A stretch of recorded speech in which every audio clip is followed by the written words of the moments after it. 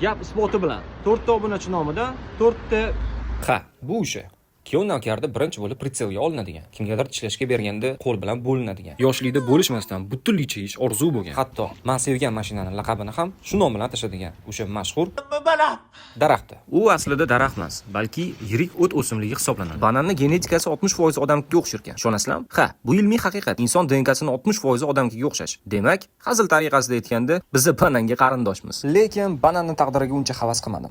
Sababi u bir marta meva beradi-yu, o'ladi. Ammo bu hammasi tugadi degani emas. Uni ildizidan yangi tug'ilgan chaqaloqdek yangi poya o'sib chiqadi. Odamlarga bersa mevasidan beradi-de, tabiatga nima ham berardi, deyishinglar mumkin. Lekin ishoning, banan shunaqa ko'p miqdorda changga yutib, atrof muhitni tozalab berar ekan. Ishoning, rostdan shunaqa. U shunchaki banan emas, u havoning tabiiy filtri hisoblanadi. Ko'pchilik tropik xalqlar hali ham banan barglaridan yo'likobcha sifatida, yo bo'lmasa taom sifatida foydalanishar ekan. Endi sizga savol, faqat to'g'risini ayting. Har bitta kuyov navkardan nechta banan olib chiqib ketgansiz? Kommentariyaga yozib qoldiring.